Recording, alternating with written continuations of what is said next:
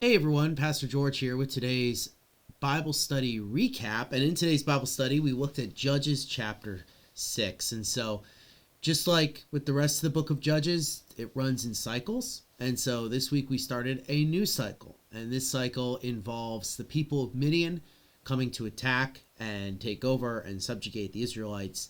And the person that God would raise up to right that wrong would be someone who's very famous, a guy named Gideon, right? Gideon, son of Joash. So Gideon is a really interesting character.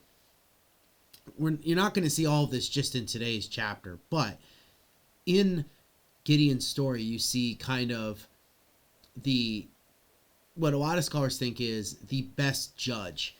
Maybe not in the way that Othniel was, but like the one where most of the time is spent and in many ways is prototypical of both how the judges are successful and then shows kind of where they end up failing or starting to fail. You'll notice throughout the passage today that Gideon is a lot like Moses. If you look at his call, right, when God approaches him, when the angel of the Lord comes to him and is talking to him, he gives an excuse that's very similar to Moses's, right? He goes, "Oh, I can't do this." Moses uses the ability of speech, but Gideon uses other excuses, right? Like, aren't there better people? Things like that.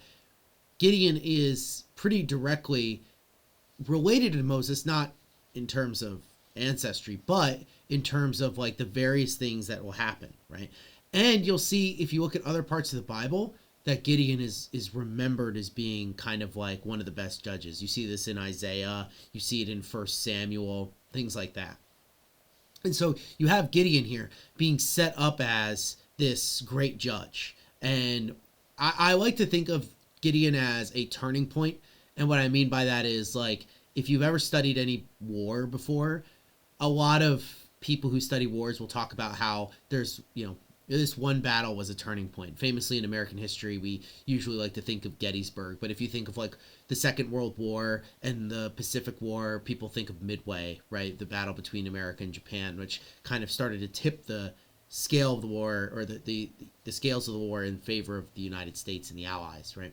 Now, is military historians would debate about this and they say like how much is that really true, things like that. But I think like Gideon is a good example of like a Midway or a Gettysburg version of a judge, because you start to see maybe the high watermark, maybe we'll refer to Gideon as a high watermark, and then the decline. So it doesn't mean the people who you know follow after him are all going to be 100% bad, but they're going to have serious problems. Gideon also ends up kind of becoming like an almost king, which is a pretty big theme in the book of Judges, especially near the end, which I've talked about on a new thing before. But he will lead people into sin, and that's where you start to see the decline. So here you see the typical, right? It starts the typical way in Judges, where you have the people of Israel turn away, commit idolatry, do the evil things that they shouldn't be doing, and the Lord brings the wrath of Midian upon them in order to punish them for their sins. After being subjected for a time, they repent, and the Lord brings his spirit and puts it upon Gideon in order to make him a judge and to lead him in battle. And you see that Gideon is scared and doesn't want to do this, but the Lord commands him to do it anyway. And one of the first things that Gideon has to do is he has to tear down the statue of Baal that his father has. And there's a really interesting kind of thing because Gideon talks about the faith of their fathers, but clearly his father has forgotten it.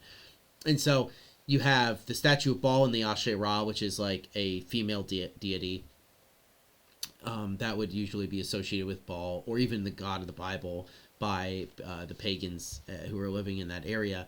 And so Gideon takes down, like he does it in the middle of the night, right? He's kind of too scared to do it during the day, so he goes in the middle of the night and tears down the statues, and people show up in the morning and they're like, "Who's done this? It's your son." And they're going to attack him, but his dad steps in for him and says, if Baal is going to come after him, let Baal do it. Don't do it yourself. And so Gideon earns a title, Jerubbaal, which is which means to strive or wrestle with God, with Baal. It's that same type of idea, but like here it's more of a contesting type of thing.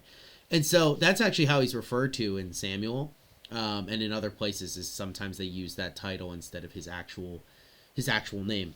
And then you have the famous part at the end with the fleece, right, where Gideon lays the fleece on the ground, it's wet, to show that God is is following him, and you still see there, right? You see that Gideon he has this part where he says if, right, in verse 36 he goes, if you do this right. There's still kind of this idea that Gideon doesn't fully trust God, and you can kind of see the seeds of things that'll happen later. But that's what we talked about today.